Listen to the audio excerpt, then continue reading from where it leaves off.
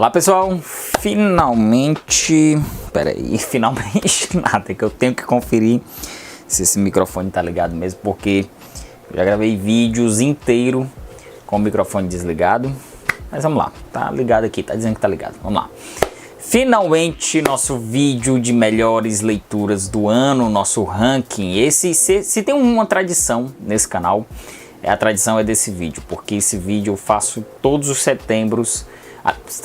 todos os dezembros, todo final de ano eu reúno esse ranking, eu ranqueio os livros, faço desde quando eu comecei o canal, 2017, 18, 19 e agora é 2020, já o quarto vídeo de rankings que eu faço, e eu vou ranqueando e gerando um debate, não só com vocês, mas um debate interno comigo mesmo, eu me pego pegando, não, será que esse livro merece estar em 10º, ou em 9º, ou em 8º, esse não merece ser o segundo, merece ser o terceiro, enfim, há uma confusão aqui que eu decido até o último momento antes de trazer aqui para vocês e mostrar do 10º ao 1º lugar. Mas antes de fazer isso, eu vou pedindo para que você se inscreva aqui no canal para ficar recebendo sempre as novidades, as informações que a gente vai botando aqui, os vídeos novos que a gente vai botando. E se você for um entusiasta do nosso canal, conheça o nosso Clube Mais Seleção para você ficar ajudando a gente crescer sempre mais, a produzir, trazer mais vídeos, sempre com mais qualidade e mais assiduidade aqui para vocês também, na medida do possível, claro. E eu já agradeço também a todo mundo que já é membro do canal. Em 2021 nós teremos novidades para quem já é membro, e também para que você estiver chegando vai também receber algumas novidades conosco. Detalhe é que eu também separei os livros de não ficção e de ficção, então se você está assistindo esse vídeo, aguarde que muito em breve também vai ser o ranking dos livros de não ficção. Li muita coisa, então eu separei um top 5 de livros, vou fazer um rankzinho de 5 livros de não ficção, que fica como recomendação para você também acompanhar. Logo em seguida, quando sair esse vídeo, alguns dias vai sair o de não ficção para você ficar ligado, e isso também é um motivo para você se inscrever aqui no canal. Bom, mas enfim, vamos deixar de conversa e vamos direto ao 10º lugar. E esse 10º lugar eu não encontrei o livro, lamentável minha situação aqui nessa bagunça, inclusive vai ser motivo de eu fazer uma reorganização aqui. Desde quando a gente mudamos as estantes e tudo mais aqui em casa, eu meio que só joguei os livros na estante, não organizei direito, por temática, por país, enfim, organização bonitinha. Então isso também vai ser um motivo de vídeo que nós vamos fazer, organizando todas essas estantes. E depois, já vou fazendo outra promessa aqui para vocês, nós vamos fazer um vídeo de Bookshelf Tour aqui para vocês, mostrando todos os nossos livros, e vocês vão curtir muito conhecer livro a livro que eu tenho aqui em casa, que é um desejo e uma promessa que eu estou fazendo adiando há muito tempo. Bom, e para começar, vamos rufar os tambores. Não tenho nenhum tambor aqui para rufar, mas vocês estão ouvindo os tambores rufando. O nosso 10º lugar é o Mônica Vai Jantar, do escritor brasileiro Davi Boaventura. Esse livro é narrado num único fluxo, um fluxo contínuo, sem pontuação, num único parágrafo, de uma mulher que se vê envolvida num problema que não é exatamente causado por ela. Ela descobre que o seu namorado, o seu marido, está envolvido, foi flagrado dentro de um ônibus se masturbando. E a partir daí, ela que está ali se arrumando para se preparar para um jantar, ela se vê envolvida em uma série de pensamentos e situações, em resoluções que ela precisa tomar. A partir daí, o livro tem uma estrutura muito interessante, muito desafiadora para o leitor. Eu gosto desse tipo de livro que se desafia o leitor a sair da sua zona de conforto. E além disso, acima de tudo, ele é um livro que lhe prende. Então dá para você fazer uma leitura num único ato também, como os pensamentos da Mônica. Então esse Mônica Vai Jantar assume a nossa 10ª posição.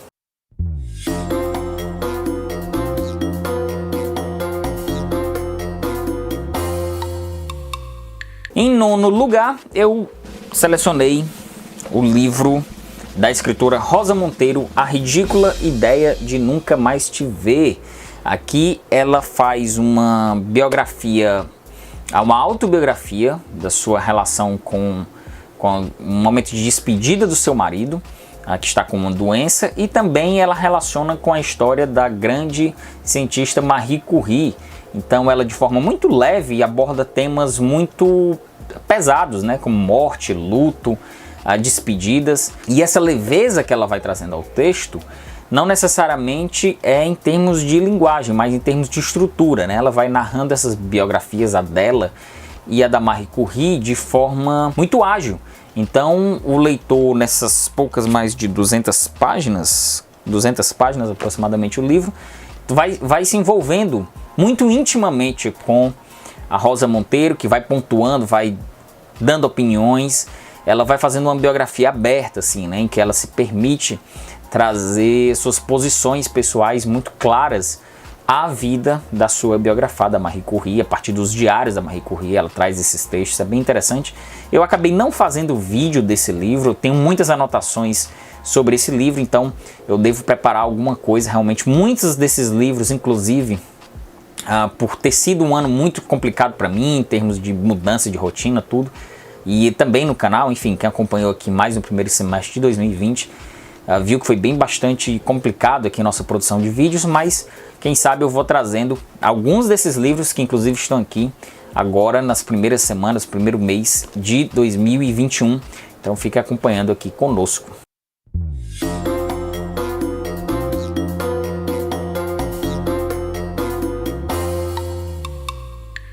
Em oitavo lugar, O Coração das Trevas, do escritor Joseph Conrad, escritor polonês, radicado na Inglaterra. Muita gente considera literatura inglesa, mas ele realmente nasceu na Polônia e escreveu como poucos no idioma em inglês. O Coração das Trevas conta a história do Capitão Marlowe, que vai até o Congo, até o coração da África, fazer o resgate ao Curtis, que está lá junto com os nativos daquela região. E é interessante porque esse livro, ele traz um questionamento, é do início do século XX, então ele traz um questionamento muito abrangente e muito real sobre o imperialismo, né? Sobre o Congo ali do Leopoldo II, o imperador belga. É um genocida muito famoso da nossa história. Então o Conrad conta, é um ponto na história muito interessante porque ele moldou muito do século XX essa questão imperialista do Reino Unido, de outras nações europeias, sobre a África. Então muito das heranças complicadas que nós tivemos no século XX tratam justamente desse tema, sobre o imperialismo. E esse livro de fato é um grande clássico. Eu li nessa edição bonitona aqui da Antofágica, com as ilustrações, deixa eu dar o crédito das ilustrações aqui, as ilustrações do Cláudio Dantas, acho que é nanquim que ele trabalhou esse material. Fica aqui como nosso oitavo lugar.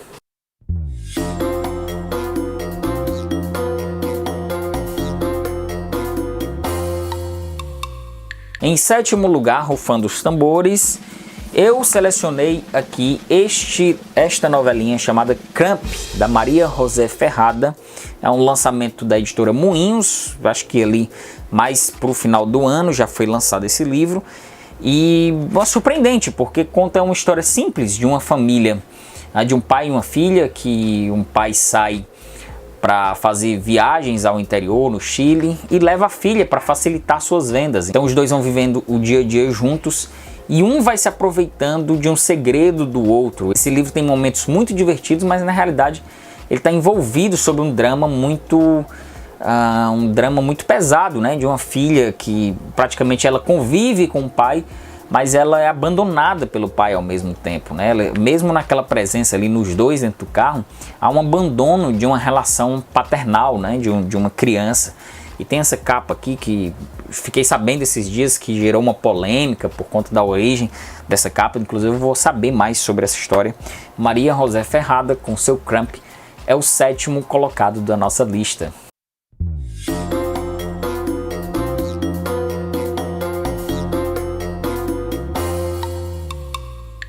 Em sexto lugar, Entre as Mãos, da escritora Juliana Leite, vencedor do Prêmio Sesc de 2018.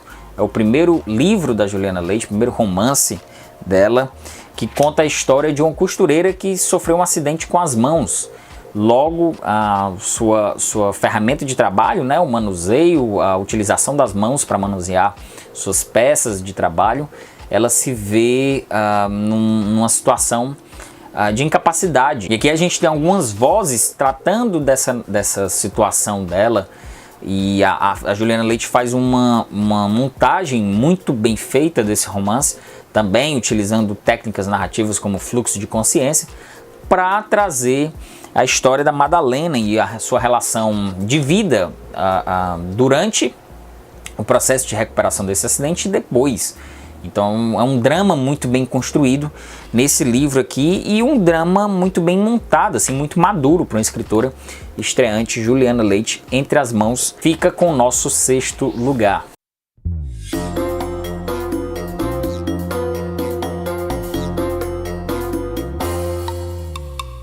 E abrindo os 5 melhores livros que eu li no ano, vamos lá, eu selecionei aqui, eu tô olhando ali para ver se eu não tá tudo certinho, se eu não vou fazer nenhuma alteração de última hora, mas eu acho que não.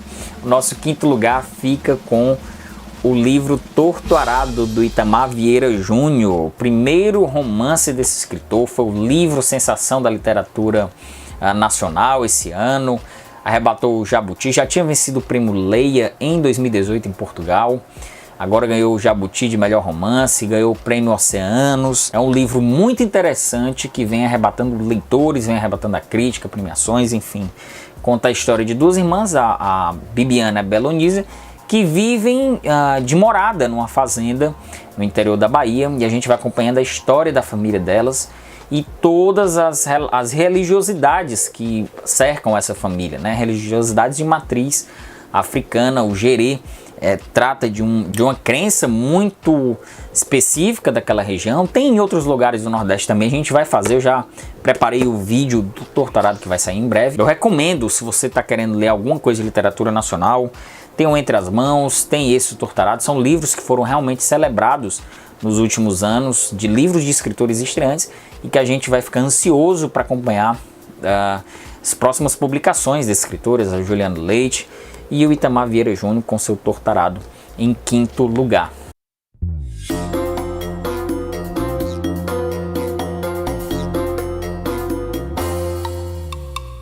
Assumindo a 4ª posição, eu trouxe aqui o representante de uma tetralogia. Na realidade eu ainda não li a tetralogia completa, falta-me o último volume, mas eu trouxe o 3º volume para representar essa tetralogia aqui, História de Quem Foge e de Quem Fica, da Helena Ferrante.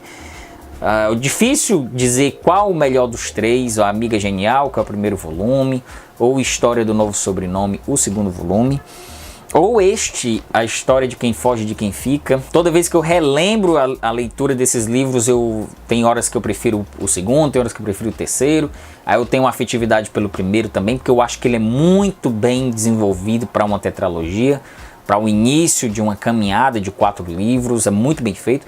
Recomendo que você faça a leitura. Se nunca leu a Helena Ferrante, pode começar logo pela tetralogia mesmo, que eu adorei começar por ela. Eu nunca tinha lido nada dessa escritora. É uma escritora que a gente desconhece a real identidade e fica esse mistério de quem é essa genialidade por trás dessa tetralogia que ganhou milhões de leitores mundo afora. E eu escolhi aqui História de Quem Foge e de Quem Fica, que é a história justamente de 2 amigas, desde sempre, né? A gente vai acompanhando na infância, elas ali no subúrbio de Nápoles. A gente vem acompanhando a história, a trajetória das 2 amigas, a Aline e a Lenu, ao longo de toda a vida delas. Então, nesse 3º volume aqui, que eu já estou me encaminhando para o 4º, a gente vai ter o arremate final. E em breve vai sair vídeo também. Fiz vídeos dos outros 3, então você pode acompanhar também aqui no canal. Eu vou dizer que é a tetralogia, né? A trilogia, pelo menos até onde eu li, fica com o nosso 4º lugar aqui no nosso ranking.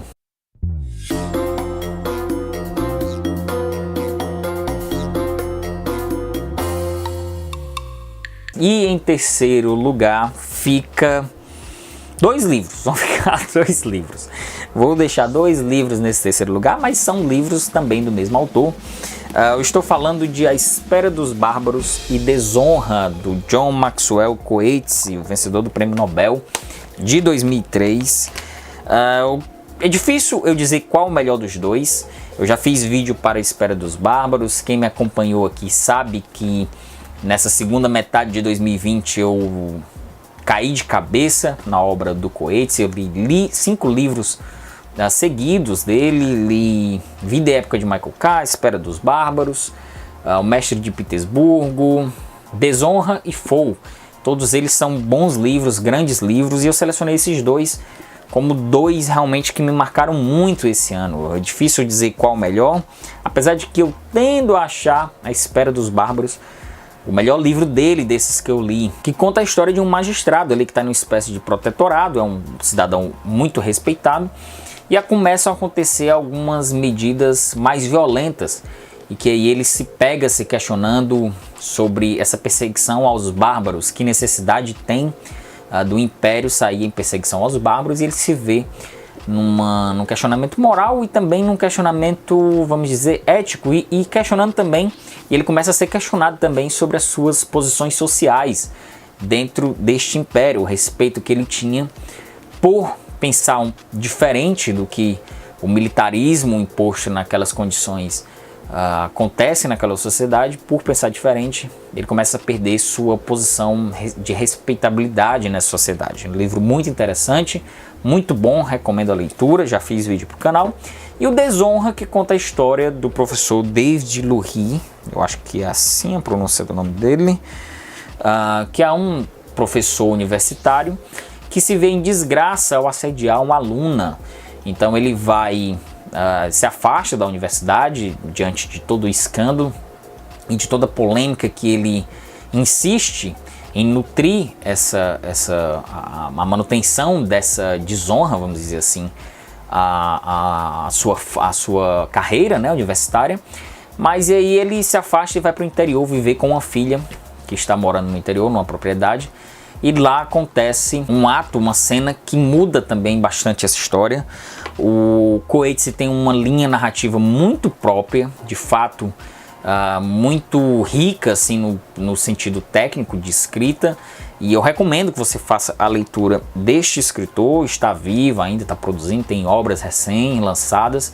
E muita gente me pede, depois que eu falei sobre esse escritor aqui no canal, que eu traga outras resenhas, outros livros dele. E de fato, a Helena Ferrante e o Coetzee foram dois das grandes surpresas.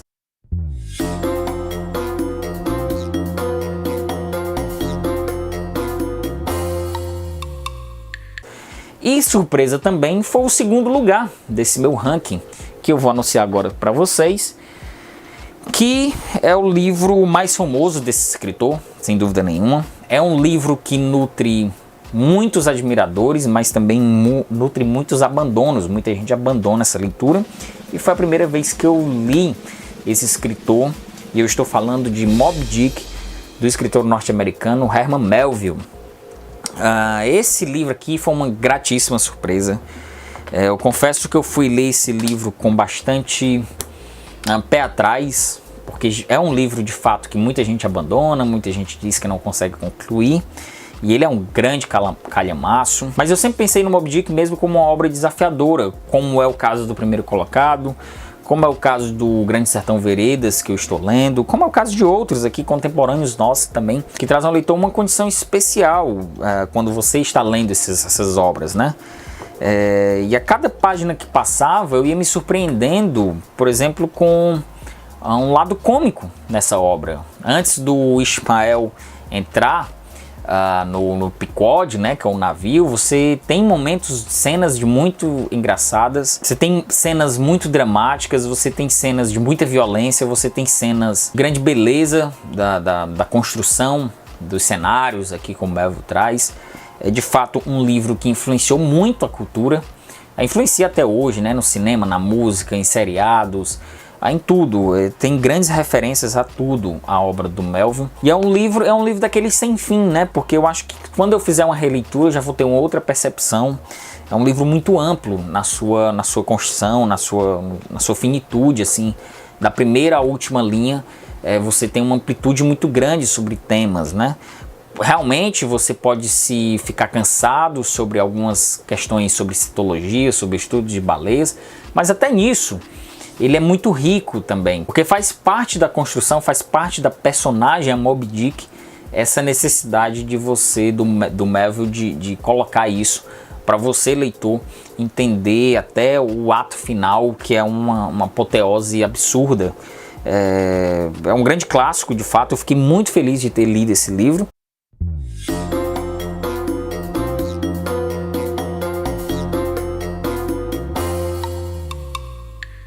Como também fiquei muito feliz de finalmente ter lido o nosso primeiro colocado, deixando os tambores rufando para anunciar a vocês o primeiríssimo colocado, Crime e Castigo, do escritor Fyodor Dostoiévski. Esse que é um livro, de fato, se o Moby Dick influenciou muita coisa, eu acho que o Crime e Castigo influenciou muito mais as outras artes, as pinturas, música, a outros subgêneros literários. Muita coisa saiu daqui, outras ciências, o direito, a psicanálise, a psicologia, caíram muito fortemente analisando esse livro também. Então é um desses livros de fato sem fim. Fiquei muito feliz também como leitor, pessoalmente, assim, de ter encarado essa obra. Eu li assim o grosso dele no início do isolamento, então estava em casa e emergi assim em boas leituras, em boas tiradas assim de dias, sem muito o que fazer, né? Meio perdido durante esse ano, confuso, inusitado como foi 2020. Me vi lendo sobre a história do Raskolnikov, que se vê cheio de justificativas para matar a velhinha usurária, né? Um jovem estudante que ali está na São Petersburgo, em busca de uma manutenção ali para manter seus estudos, para manter a sua vida, a sua sobrevivência naqueles cortiços tipicamente bem retratados na literatura russa. E o Raskolnikov comete o ato principal, comete o crime que dá todo o desenrolar dessa trama, e a gente vive a grande experiência, que a gente se torna uma espécie de Raskolnikov. A gente não vira só uma testemunha do que a gente está lendo, de um crime bárbaro. A gente começa a acreditar nas próprias palavras do Raskolnikov. Então, o escritor genial como é o Dostoiévski, ele nos coloca nessa febre, nessa angústia que o Raskolnikov está vivendo. A gente começa a palpitar, a gente começa a sentir os calafrios e suar frio junto com o nosso personagem principal.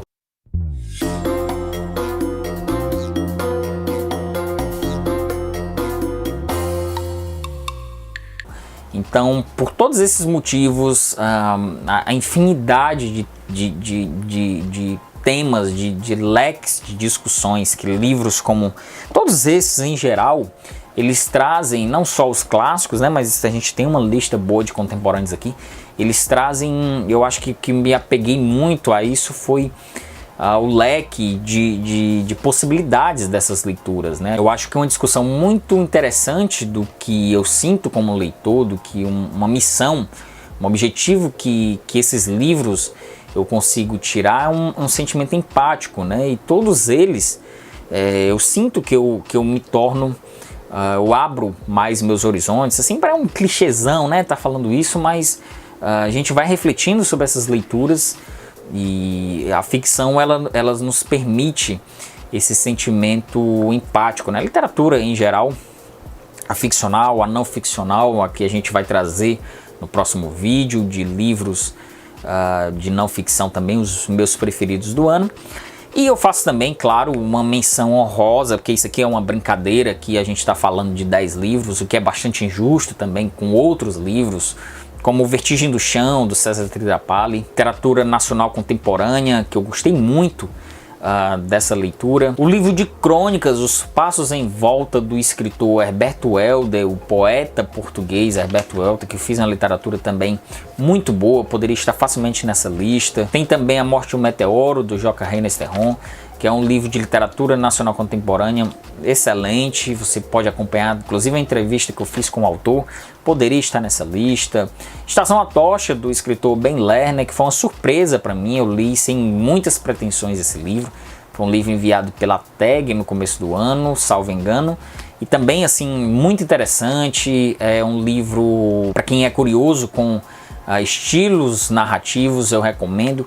A Estação à Tocha. Então são vários livros, inclusive, claro, os livros de não ficção. Esse ano realmente eu li muitos livros de não ficção e achei melhor, inclusive, separá-los do ranking. Eu acho que a gente concentra melhor as nossas atenções de ficção e não ficção. Acho que eu vou fazer a partir desse ano sempre assim, com 2 vídeos de ranking. Vai ser até mais divertido também pra gente acompanhar. Então é isso, pessoal, este foi o nosso ranking de 2020. Você tem, como eu falei, tem 2017, 18, 19, enfim.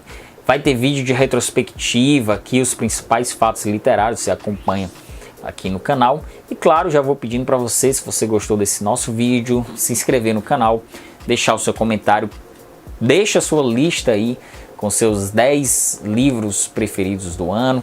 Se você quiser fazer também um rankingzinho de primeiro e segundo, vai ser ótimo acompanhar. Se não quiser, vai só postando aí os livros. Essas recomendações são muito importantes aqui para mim e para outros usuários que estão vendo os vídeos também. Sei que tem muita gente que anota os comentários de vocês. Se você for um entusiasta do nosso trabalho, aproveita para conhecer o nosso Clube Mais Seleção.